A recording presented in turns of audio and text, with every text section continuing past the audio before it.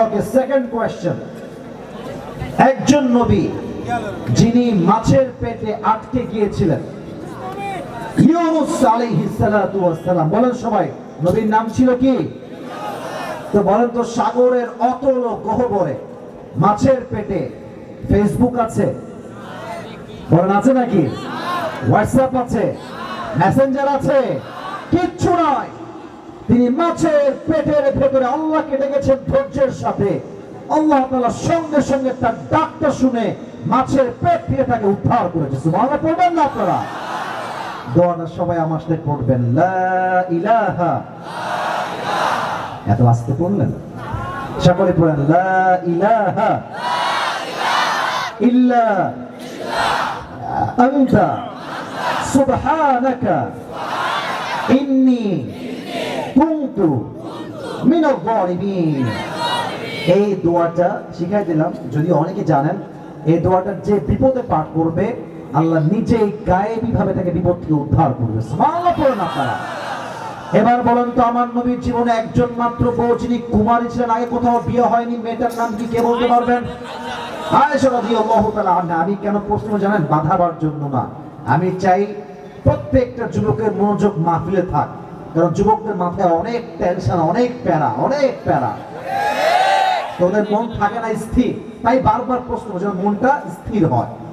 আয়েশা রাদিয়াল্লাহু তাআলা আনহা। আরেকটা প্রশ্ন, নবী যখন আয়েশাকে বিয়ে করেন রাদিয়াল্লাহু তাআলা আনহা, বয়স কত ছিল কে বলতে পারবে? 6 বছর। মাশাআল্লাহ। বলেন তো সবাই, কয় বছর? 6 বছর। মাশাআল্লাহ, মাশাআল্লাহ, অনেক সুন্দর। আরেকটা প্রশ্ন, বলেন তো আমার প্রিয় নবীজির সর্বমোট বউ ছিল কতজন? 11 জন। জোরে বলেন সবাই, কয়জন? 11 জন। ভাইরে, যার দ্বিতীয় বিয়ে হয় বাংলাদেশের মাটিতে, সে বোঝে যে কত ধানে কত চাল। ঠিক কিনা বল? একটা বউ সামলানো যায় না, মানুষের 4টা বিয়ে করে। ভালো, নামাজ কালামের ঠিক নাই, বলে 4টা বিয়ে সুন্নত। বাহ यार, ये तो अभी के भी जन्नत से भाग के आई है यार। এরকম আছে না যুবক ভাইরা?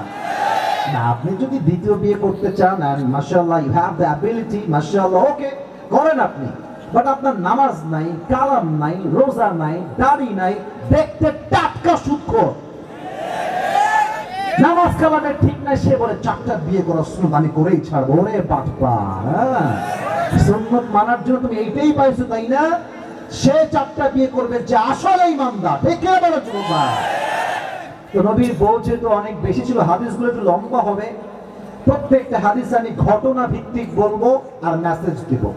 ঘটনাগুলো একটু মনোযোগ দিয়ে শুনবেন, হয়তো প্রাণবন্ত হবে আপনাদের জন্য শোনার ক্ষেত্রে। একদিন সারা রাত শুনবেন,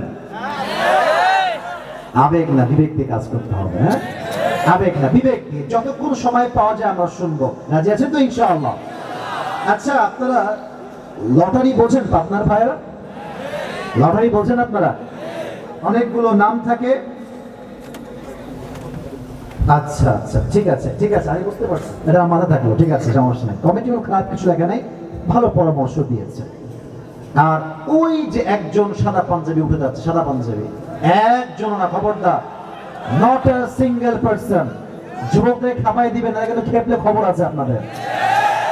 একজন উঠলে যুবক, তোমরা দেখবে, আমি তো ওয়াজ করবো, আমার মুড সব দিয়ে যাবে না, মেহেরবানি করে আমার কথাগুলো বুঝবেন। লটারি নাম শুনছেন আপনারা?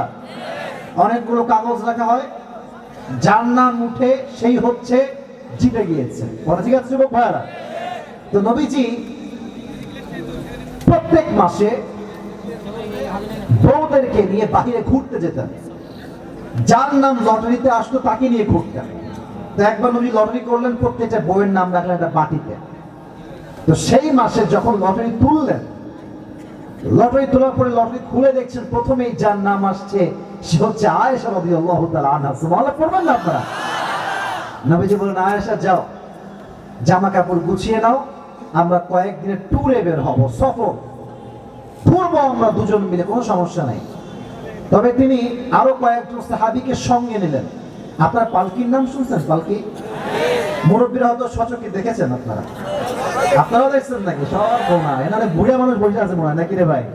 তো পালকিতে আগের যুগে বিয়ে হতো, পাশাপাশি পালকিতে মানুষ চড়ে বেড়াতো, চড়ে সফর করতো। এই জন্য তখন নবীজি বললেন যে তুমি রেডি হও, প্রস্তুত হও, তোমাকে একজন সাহাবী উটের পিঠে পালকিতে করে নিয়ে যাবে। তো যখন তিনি রেডি হলেন, উট আসলো, পালকিতে তিনি উঠলেন। লম্বা সফর শেষ হলো। হাদিসটা শর্টকাটে বলছেন, আপনাকে বিরক্ত না হয়ে যান। যখন ফিরে আসবেন, হঠাৎ করে মাস্টার মাঝখানে ওনার কি হলো, একটা প্রাকৃতিক চাপের ডাক আসলো। তো প্রকৃতি তাকে সাড়া দেওয়ার জন্য কি করলে, বলে এই তোমরা উঠ থামাও, আমি একটু নামবো। তো রাস্তার মাঝে তিনি নামলেন প্রকৃতির ডাকে সাড়া দেওয়ার জন্য। তো মজার বিষয় হচ্ছে যুবক ভাইরা, আয়েশা রাদিয়াল্লাহু তাআলা আনহা ছিল খুবই স্লিম, মোটা নন, চিকন মানুষ। তো যখন নেমেছে টের পায় না, উঠলেও টের পায় না। তো 1 ঘন্টা হয়ে গেছে, উনি ভেবেছে আয়েশা হয়তো উঠে গিয়েছে, সময় পার হয়ে গিয়েছে, উনি উঠে চলে গেছে। কিন্তু ওদিকে আয়েশা কিন্তু এখনো আসে নাই। যখন আয়েশা রাদিয়াল্লাহু তাআলা আনহা কাম ব্যাক করলেন, দেখছেন উট নাই, সাহাবীরা কেউ নাই, কই গেল সবাই? তিনি ভয় পেয়ে গেলেন।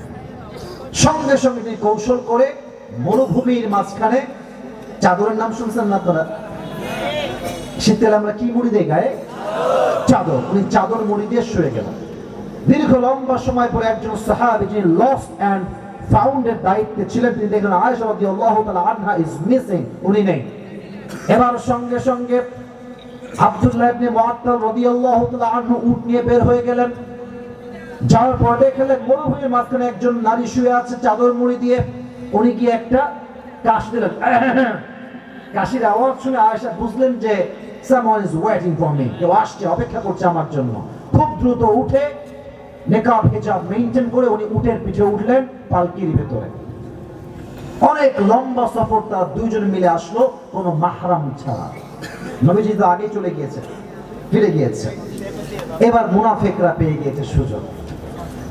এত বড় অপবাদ বলতো কেমন যেন কলিজাটা আমার কাঁপে। মুনাফিকের সর্দাররা ছড়িয়েছে আয়েশা নাকি রাস্তা থেকে ফিরে আসার সময় এই সাহাবীর সাথে জেনা করে বাসায় ফিরে আসছে। এত আস্তে নাউজুবিল্লাহ কেন বলবেন? আচ্ছা পাপনা ভাইরা বলেন তো, ইসলামের ভালোবাসা থেকে আয়েশা রাদিয়াল্লাহু তাআলা আনহার মতো চরিত্রবান মেয়ে কখনো কি জেনা করতে পারে? এই কাজ ওনার মতো নারীটা সম্ভব হতে পারে? কিন্তু পুরো মদিনায় এই ব্লেমটা ছড়িয়ে গেল যে আয়েশা নাকি জেনা করে বাসায় আসছে। বাট মোস্ট ইন্টারেস্টিং ব্যাপারটা হচ্ছে আয়েশা কিছুই জানে না। যখন তিনি বাপের বাসায় আসলেন, বাবার নাম ছিল আবু বকর রাদিয়াল্লাহু তাআলা আনহু। ওই বাসায় আসার পরে একজন গোলাম দাস বা দাসী এসে বলল যে আয়েশা আপনি কি জানেন কি হয়েছে? বলছে না তো জানি না, তো বলো তো আমার কি হয়েছে। বলছে আপনার নামে পুরো এলাকায় গুজব ছড়িয়েছে, আপনি নাকি ওই সাহাবীর সাথে জেনা করে বাসায় আসছেন। এই কথা শুনে she was totally shocked and surprised, অবাক হয়ে গিয়েছে। এমনি দাঁড়িয়েছিলেন, মাথায় হাত দিয়ে বসে গিয়েছেন। একটা মেয়ের সবচেয়ে বড় কষ্ট লাগে তখন যখন তার সতীত্বে আঘাত করা হয়, যখন তার চরিত্রে আঘাত করা হয়। যুবক ভাইরা ঠিক কিনা বলো? বসে বসে ভাবছেন কি হলো আমার নামে এত বড় বদনাম। এবার আব্বা আসছে, মা আসছে। আব্বাকে বলছে আব্বা যান আপনি কি বিশ্বাস করেন যে আমি এই অন্যায় করেছি? আব্বা বলছে কি জানেন? বলছে এটা তো আল্লাহই ভালো জানে। এই কথা শুনে আয়েশা অনেক কষ্ট করে বলে আব্বা যান আপনি আমাকে পরিমাণ ট্রাস্ট করেন না, বিশ্বাস করেন না। এরই মাঝে নবীজি আসছে। নবীজি বসে গিয়েছেন। আয়েশা শোনো, আমি তোমার স্বামী, তোমাকে একটা অ্যাডভাইস দেই। বলেন কি অ্যাডভাইস? ঘটনা বুঝতে কোনো সমস্যা হচ্ছে তো আপনাদের যুবক ভাইরা? আয়েশা বলছে নবী বলেন কি অ্যাডভাইস? নবী করিম সাল্লাল্লাহু আলাইহি ওয়াসাল্লাম বলেন আয়েশা যদি অন্যায় হয়ে যায় স্থির থেকো না, অটল থেকো না, তওবা করো, একজনের কাছে আওয়াজ দিয়ে বলে তিনি কে? এই কথা শুনে আয়েশা অঝরে কান্না শুরু করলেন আর বললেন ইয়া রাসূলুল্লাহ আপনি আমাকে বিশ্বাস করেন না, সব অবিশ্বাস করে কোনো সমস্যা নাই, একজন মেয়ের কথাই তো এটা, দুনিয়ার সবাই আমাকে অবিশ্বাস করে কোনো পরোয়া নাই, বাট স্বামী অবিশ্বাস করলে মেয়েদের মনটা ভেঙে চুরে চূর্ণ বিচূর্ণ হয়ে যায়, ঠিক কিনা বলো? নবীজি বলছে না না না না না আমি তোমাকে বিশ্বাস করি, বাট গুনাহ করে তওবা করা দরকার হয়। বলছে এবার থামেন, আমি কারোর সাথে আর কোনো কথা বলবো না। এবার আমি ধৈর্যশীল হয়ে গেলাম, সবক ধারণ করলাম। বিনিময়ে কি হলো? তার চরিত্র যে পবিত্র তার সতীত্ব যে পবিত্র, তিনি ধৈর্যশীল হওয়ার কারণে আল্লাহ তাআলা তার চরিত্রকে পবিত্র করবার জন্য নিজেই জিবরাইলের মাধ্যমে কোরআনে আয়াত নাজিল করে দিলেন। সবরের বিনিময় ফলাফল কত সুন্দর, কত চমৎকার, কত অসাধারণ। ইন্নাল্লাযীনা জাউ বিল ইফকি উসবাতুম মিনকুম লা তাহসাবুহু শাররুন লাকুম বাল হুয়া খায়রুল লাকুম। নবী হে, কাফেররা আপনার স্ত্রীর নামে গুজব ছড়াচ্ছে, ওরা আপনার স্ত্রী ভালো চায় না। মাথায় রাখবেন, বিপদে পড়লেই কিন্তু আসল মানুষের, আপন মানুষের পরিচয়টা বের হয়ে যায়। আশেপাশে তো অনেক বন্ধু বান্ধব একসাথে বসে আছো, সব বন্ধু কিন্তু আসল বন্ধু না। এই বন্ধুর মাঝেও কিন্তু চিটিং বাটপার বন্ধু আছে। যুবক ভাইরা, বিপদে যখন পড়বা পকেট শূন্য হয়ে যাবে বন্ধু, দেখ একটু কয়েক টাকা, বেশি না, 1000 দিলে হবে, বন্ধুর পকেট ভর্তি টাকা। বন্ধু বলবে, বন্ধু আমি অনেক অভাবে আছি, যে টাকা পয়সা একদমই নাই। ঠিক কি না? স্বার্থের খেলা। হ্যাঁ, স্বার্থ আসলে মানুষ দূরে হয়ে যায়। এজন্য যখনই কেউ মিথ্যা অপবাদ দিবে, কোনো কমপ্লেইন করবেন না। মাথায় রাখবেন, আল্লাহ যদি আপনাকে সঠিক জানে, দুনিয়ার কে ভুল বুঝলো, কে সঠিক বুঝলো, দেখার সময় আপনার কাছে নাই। ঠিক কিনা বলে? এবার আসলে একটা প্রশ্ন করি। আমি দেখতে পাচ্ছি 12টা বেজে গিয়েছে, আমি উঠেছি 10টা মেবি 50-এ, এখন বাজে 12টা। আচ্ছা, 12টার পরে কি ওয়াজ পাবনায় হয় না নাকি? তো আমি কি ওয়াজ আজকে করতে পারবো ইনশাআল্লাহ? আচ্ছা, কমিটি যেটা বলেছে আমি একটু ভালো করে বুঝাই বলি। কমিটি বলেছে, হুজুর আমাদের একটা কালেকশন দরকার। আমি তো কখনোই কালেকশন করি না, এটা আমি ফর্মেও দিয়েছি, ফোনেও বলেছি, অলওয়েজ এক কথা, আমার দুই কথার মানুষ না। আমাদের সিস্টেমটা হচ্ছে, আমরা কখনো এভাবে করি না যে এই ভাই কে দিবেন 10 লাখ হাত তুলেন, না না, এটা জীবনেও করি না, আমাদের জীবনে হবেও না। আমরা কি করি, ভলান্টিয়ার যারা আছে তারা সকলে মিলে যায়, আমি সবাইকে হাত তুলিয়ে সেখান থেকে যা আসে সেটা আমি আদায় করে দিই। এটা আমার দায়িত্ব এবং ভালোবাসার থেকে আমি করি। আর হ্যাঁ, যদি কেউ এমন থাকে যে আমি প্রধান বক্তার হাতে দিব, দোয়া নিব, দ্যাটস ওকে, ফাইন, কোনো সমস্যা নাই, বাট আমার দ্বারা কিন্তু ওই কালেকশন হবে না হয়ে যায়। অতএব আমার কথা একটা, যুবকরা এখনো আছে, শেষেও থাকবে, প্রত্যেকটা ভলান্টিয়ার রেডি থাকবা, শেষে গিয়ে রুমাল নিয়ে যাবা, যে যতটুকু পারেন। আজকে আমার মানটা রাখবেন তো ইনশাআল্লাহ? শুনি না, বলেন সকলে ইনশাআল্লাহ। বাস, এবার আমাকে ওয়াজটাকে শান্তভাবে দেখেন ভাই, শুধু কালেকশন নিয়ে ভাবলে হবে না, ওয়াজটা কি হইলো তাও ভাবতে হবে। ওয়াজ আমি শুরু করেই পারলাম না, তাই কালেকশনের আপনি স্লিপ দিয়ে দিলেন, এটা ঠিক না। একজন বক্তার কম পক্ষে হলো 1 ঘন্টা তো ওয়াজ করতে হবে, নাকি? তাও করা যাবে না, কি করা যাবে না যুবক ভাইরা? বড় বড় বড় 12টা বেজে গিয়েছে, আমি আমার সময় জানি, আমাকে কয়েকটা হাদিস বলতে দেন, তারপর আপনাদের স্বার্থ উদ্ধার হবে, আজকের ওয়াজটাও সফল হয়ে যাবে। সকলে বলেন ইনশাআল্লাহ। একটু ব্রেক নিলাম, সবাই কাশি দেন, তাকবীর দিবেন এমন ভাবে যেন প্রত্যেকটা কষ্ট, অলসতা দূর হয়ে যায়। লিল্লাহি তাকবীর। এবার বলেন, আমার প্রিয় নবীজির প্রথম স্ত্রীর নাম কি ছিল? প্রথম স্ত্রী খাদিজা। আয়েশাকে বললো, বোঝো না রে, কি বোঝো না তাও বোঝো না। প্রথম স্ত্রীর নাম ছিল খাদিজা রাদিয়াল্লাহু তাআলা আনহা। যুবকেরা, মুরব্বী, আব্বাজানরা, মায়েরা, বোনেরা, হাদিসটা মনোযোগ দিয়ে শুনে, অনেক শেখার বিষয় আছে।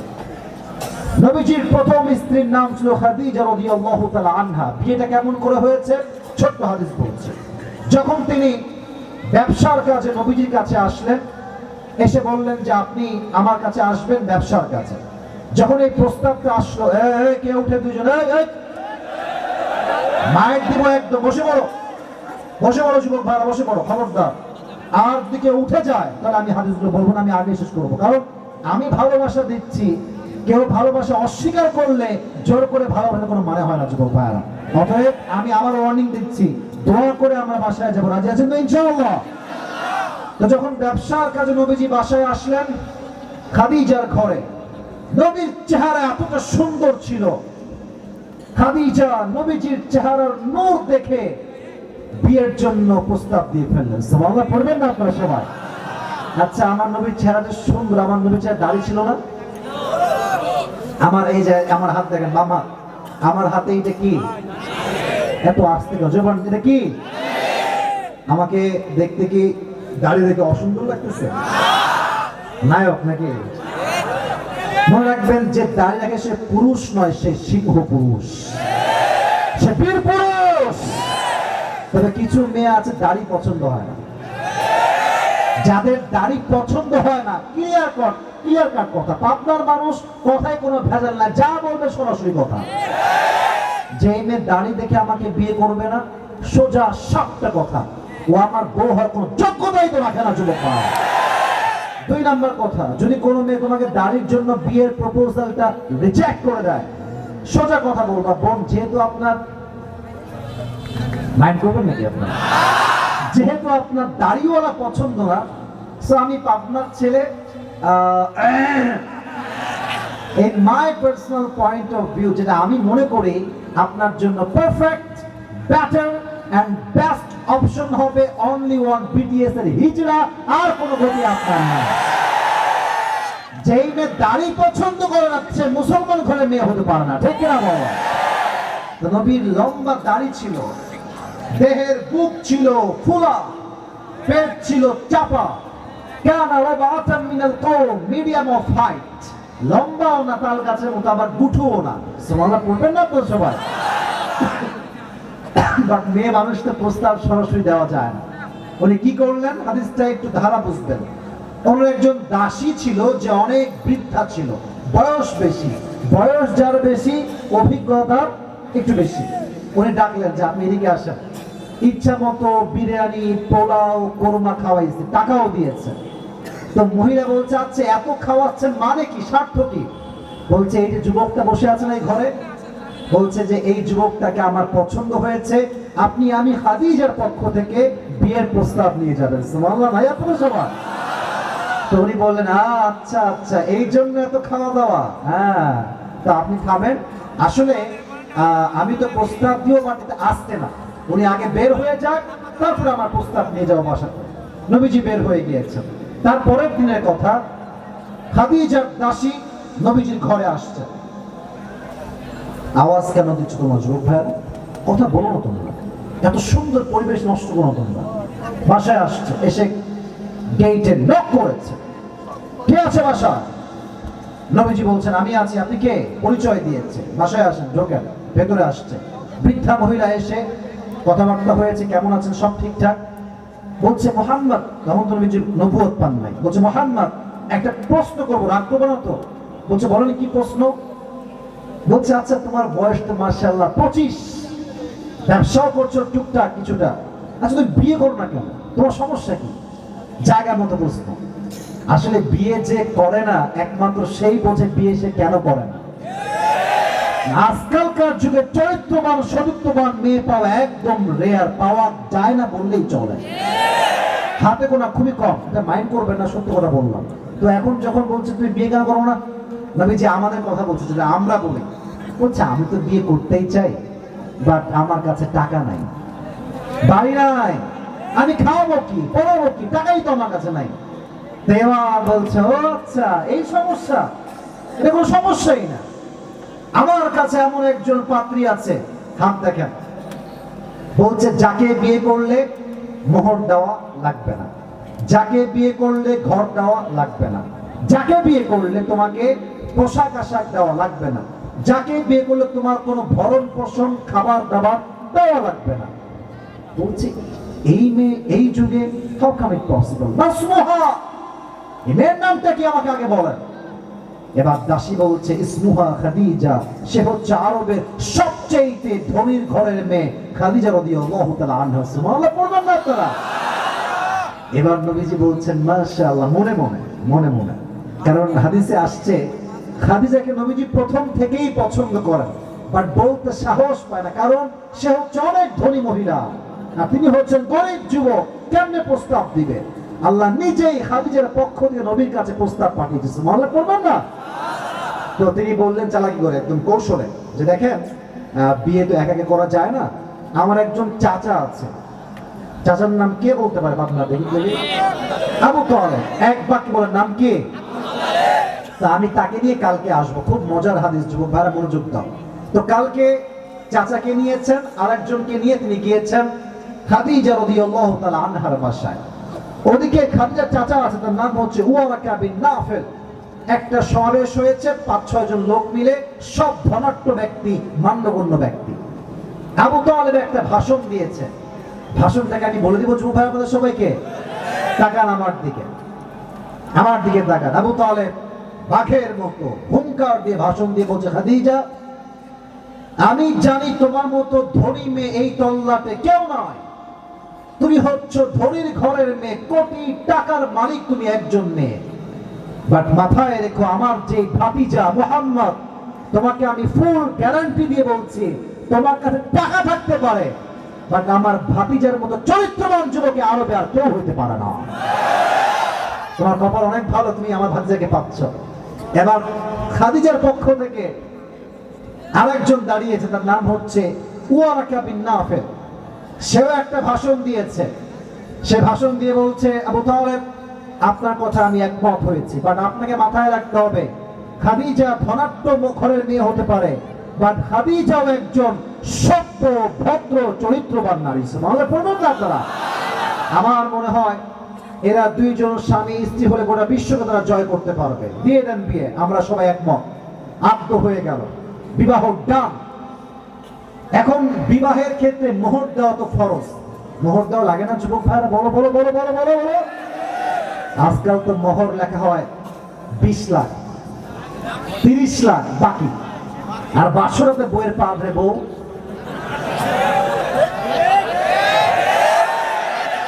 কাপুরুষের কাজ ছাড়া আর কিচ্ছু হইতে পারে না, ঠিক কিনা বলেন? কথা কিন্তু আমি ভুল বলি নাই। আমার কথা ক্লিয়ার কাট ভাই, আমি ভেজালের পছন্দ করি না। আমি যদি আমার পক্ষে 3 লাখ দেই, 3 লাখ সরাসরি, 4 লাখ দিব সরাসরি ক্যাশ, বাকি কোনো খেলাই হবে না যুবক ভাইরা, ঠিক কিনা বলেন? বাসরাতে বইয়ের পা ধরবা, এটা মানা যায় না। এটা ব্যক্তিত্ব সম্পূর্ণ পুরুষের কাজ হতে পারে না, ঠিক কিনা বলেন? তো নবীজির পক্ষ থেকে আবু তালেব বলল, আমার যেহেতু গরিব ভাতিজা, টাকা পয়সা নাই আমাদের কাছে, আমরা আপনাকে 20টা উট দিব। কি দিব? আরো জোরে বলেন, কি দিব? উট দেওয়া হলো মোহর হিসেবে। আচ্ছা, বিয়ের বাসায় মেহমান আসলে খাওয়াইতে হয় না নাকি? এটাকে বলা হয় ওয়ালিমা। ওয়ালিমা, আয়োজন করো। আমাদের দেশে তো আয়োজন হয়, বর পক্ষ কয়েকশো লোক নিয়ে আসে মেয়ের বাড়িতে, ডাল খায়, ভাত খায়, গোস্ত খায়, পেপসি খায়, আরসি খায়, খাইয়া পেট তেমনি ফুলাই ফেলে। আর যাওয়ার সময় দাঁত খিলাই খিলাই কই, লবণটা একটু কম হয়ে গেছে। এরে খাওয়ানোর চাইতে না খাওয়ানোই উত্তম যুবক ভাইরা, ঠিক না বল? আমি সবসময় সরাসরি বলি, ভাই তোর বিয়ে তুই নিজে খা, আর টাকাগুলো থাকলে বাঁচায় রাখ, ভবিষ্যৎ সন্তানের জন্য কাজে আসবে, ঠিক না বল? এখন ওলিমা কেমনে হবে? নবী তো গরিব মানুষ, টাকা পয়সা কিচ্ছু নাই। খাদিজার মন কত বড়, বোনেরা একটু কান খাড়া করবেন। তো বলছে যে, আচ্ছা ঠিক আছে বুঝেছি, বলছে যে আমার যে 20টা উট দেওয়া হয়েছে মোহর হিসেবে, এই 20টা উট তোমরা আমার মোহর হিসেবে যে উট দেওয়া হয়েছিল 20টা উট, এটা ওলিমার জন্য জবাই করে ফেলো। সুবহানাল্লাহ পড়বেন না আপনারা সবাই? যখন বাসর রাতে আসলেন, এই শেষ কথা বলেই শেষ করে দেব, বাসর রাতে যখন আসছেন, নবীজি ডান পাশে আছেন, খাদিজা বাম পাশে আছেন। এবার খাদিজা বলছেন, নবী হে, আপনাকে আমি কেমনে পেয়েছি আপনি কি জানেন?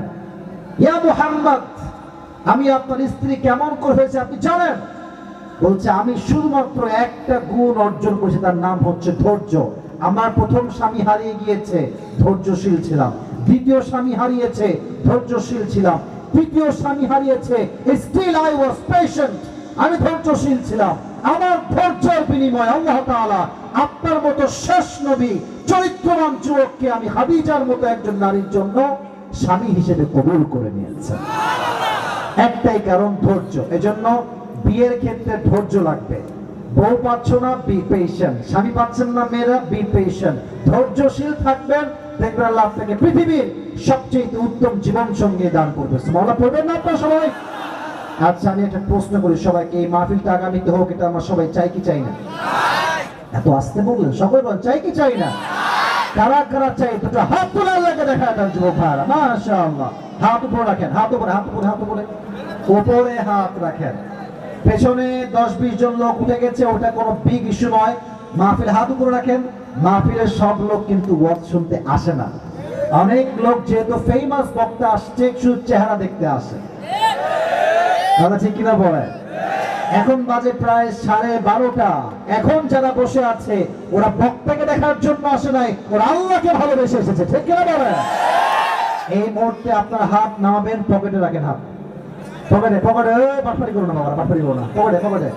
কমিটির ভাইয়ারা যান, নেমে পড়েন। 12:15 বেজে গেছে অলরেডি, অনেক রাত হয়ে গেছে। কমিটির ভাইয়ারা, এই তো মাশাআল্লাহ। আমি হাদিসগুলো রিপিট করছি। একজন যুবক মাস্টার কে উঠে বসেন বসেন বসেন, খবরদার না, খবরদার উঠবেন না। কমিটি কালেকশন করে আমি পুরো ওয়াজটা একটু সারাংশ বলছি, যে পুরস্কার দেওয়ার ওয়াদা আছে। মনে আছে সবার যুবক ভাইয়ারা? মনে আছে সবার যুবক ভাইয়ারা? তোমরা যদি আমার কথা রাখো, শেষ পর্যন্ত দোয়া করে যাও। আমি আজকে তোমাদের জন্য সবার সাথে একটা ওয়াদা করছি, আমি হাত মিলাবো। রাজি আছে তো ইনশাআল্লাহ? আমি এটা ওয়াদা করলাম, যদি আপনারা আমার কথা রাখেন। আর যদি না রাখেন, গায়ে তো উঠবো, কোনো উঠা উঠি নাই। উপরে যে উঠি, ছাদ খুলে উঠবো না। যদি হাত মিলাতে চান, দোয়া রাখতে চান, আমার কথা একটা, শেষ পর্যন্ত কেউ উঠবেন না। রাজি আছেন তো ইনশাআল্লাহ? আসলে আমরা শুরু করি পুরো ওয়াজটা সারাংশ। আজকে আলোচনার সেন্ট্রাল থিম বা সাবজেক্ট ম্যাটার ছিল ধৈর্য। বলেন সবাই, নাম ছিল কি? মরে গেছে রে, মরে গেছে। আলোচনার মূল বিষয়বস্তু ছিল কি? ধৈর্য নিয়ে অনেকগুলো আয়াত বলেছি, ওগুলো এখন উল্লেখ করব না। এখন বলবো প্রথমেই একজন নবীর এক্সাম্পল দিয়েছি কোরআন থেকে, যাকে আল্লাহ তাআলা 12 থেকে 18 বছর অসুস্থ রেখেছেন। তার নাম ছিল কি? এখন সবাই উত্তর দেন, পরে গিয়ে একজন পুরস্কার পাবে। তার নাম হচ্ছে আইয়ুব আলাইহিস সালাতু ওয়াস সালাম। তিনি কি ধৈর্য হারিয়েছেন না ধৈর্যশীল ছিলেন? ধৈর্যশীল ছিলেন। 2, ইউনূস আলাইহিস সালাতু ওয়াস সালাম মাছের পেটে আটকা ছিলেন। ধৈর্য হারিয়েছেন না ধৈর্যশীল ছিলেন? ধৈর্যের বিনিময়ে তাকে মাছের পেট থেকে উদ্ধার করেছে একজন, তিনি কে? এবার আসেন 3 নম্বর হাদিস। আম্মা জানা দুজন কই যায়, দুজন এই মাইক দিও, বসো বসো বসো বসো। 3 নম্বর হাদিস হচ্ছে আম্মা জানা আয়েশা রাদিয়াল্লাহু তাআলা আনহার হাদিস। উনি যখন বিয়ে করলেন, বিয়ের পরে বিশাল বড় একটা অপবাদ আসলো। কি অপবাদ? উনি নাকি জিনা করেছেন। উনি কি আসলে জিনা করেছিলেন? যুবক ভাইরা বলো বলো বলো। এই অপবাদ আসার পরে উনি ধৈর্যশীল ছিলেন বিধায় আল্লাহ তার সতীত্বকে পবিত্র করবার জন্য, তাকে কলঙ্ক মুক্ত করবার জন্য নিজেই কোরআনে আয়াত নাযিল করেছে। সুবহানাল্লাহ পড়বেন না আপনারা? একমাত্র কারণ সবরের কারণে। 4 নম্বর হাদিসটা বলেছিলাম খাদিজা রাদিয়াল্লাহু তাআলা আনহার কথা। প্রথম স্বামী মরে গিয়েছে, ধৈর্যশীল ছিলেন। দ্বিতীয় স্বামী মারা গিয়েছে, ধৈর্যশীল ছিলেন।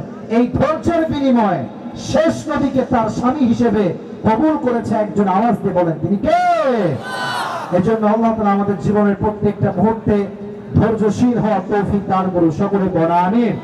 যদিও আমি ওয়াজ আরো 10 মিনিট করতে চেয়েছিলাম, বাট আমাকে স্লিপও দেওয়া হয়েছে। আমার পিএস আমাকে বলেছে, হুজুর ওনারা চাচ্ছে কালেকশনটা হয়ে যাক, তাই আমি আর 10 মিনিট লম্বা করলাম না। যেহেতু কিছু লোক বিশৃঙ্খলা করেছেন, আমরা যারা আছি এখন দোয়া করে যাবো তো ইনশাআল্লাহ যুবক ভাইরা? আচ্ছা, এই হাদিসগুলো মুখস্থ হয়েছে কার? একজন দাঁড়িয়ে দেখি, মাশাআল্লাহ, ওই দাড়িওয়ালা আপনিও আছেন নাকি? আচ্ছা, ওকে আগে শুরু। এই যে টুপিওয়ালা, তুমি আসো। লাল পাঞ্জাবি কোটি পরে আছো, লাল পাঞ্জাবি কোটি মনে হয়, তাই নাকি? আচ্ছা, সমস্যা নাই, আসো আসো আসো। এ তোমার দাঁড়ায় আছো কেন? বসে পড়ো। ছি ছি ছি, বুকে হাত দিয়ে ওয়াদা করলা, তাও বেঈমানি করতেছো তোমরা। ছি ছি ছি ছি ছি। বসেন বসেন, জেনারেল ছাত্র, আসো আগে আসো আগে আসো। যদিও হুজুর মনে হচ্ছে বাট সে জেনারেল ছাত্র। মারহাবা বলবেন না আপনারা সবাই? আসো আসো আসো। এসএসসি তে গোল্ডেন পেয়েছেন, মাশাআল্লাহ। আপনার ছাত্র নাকি এটা? আচ্ছা আচ্ছা আচ্ছা, মাশাআল্লাহ। আল্লাহ কবুল করুন, সকলে পড়া আমিন। আচ্ছা ঠিক আছে, পরিবেশটা আর ঘোরাতে করবেন না। আসো, দৌড় দিয়ে আসো। কই গেল? এই সাইডে বামে আসো। হুজুর আপনাকে বামে রাখেন। হ্যান্ড মাইকটা একটু দিবেন আপনি, হ্যান্ড মাইকটা। হ্যান্ড মাইক এই যে চেয়ারম্যান সাহেব দিয়েছে, হ্যান্ড মাইক নাও, হ্যান্ড মাইক নাও, হ্যান্ড মাইক নাও। মাশাআল্লাহ মাশাআল্লাহ। সবাইকে সালাম দিবেন জোরে আগে। ভলান্টিয়ারদের পুরো মাঠ ভরে গেছে দেখছি। হয়নি হয়নি, এই সাইডে হয়ে গিয়েছে। নামে বামে চলে আসো, দাও সালাম দাও সবাই। আসসালামু আলাইকুম ওয়া রাহমাতুল্লাহি ওয়া বারাকাতুহু। উত্তরটা অনেক আস্তে হয়ে গেল ভাই, জোরে সালাম দাও, জোরে। আসসালামু আলাইকুম ওয়া রাহমাতুল্লাহি ওয়া বারাকাতুহু। তোমার নাম কি? আমার নাম মোহাম্মদ আশিকুর রহমান। আশিকুর রহমান। তুমি কিসে পড়ো এখন? আমি ইন্টার ফার্স্ট ইয়ারে। মাশাআল্লাহ। দেখো, আমি তোমাকে দুটো নিয়ম বলছি। একটা অর্জুন, এটা আপনাদের জন্য।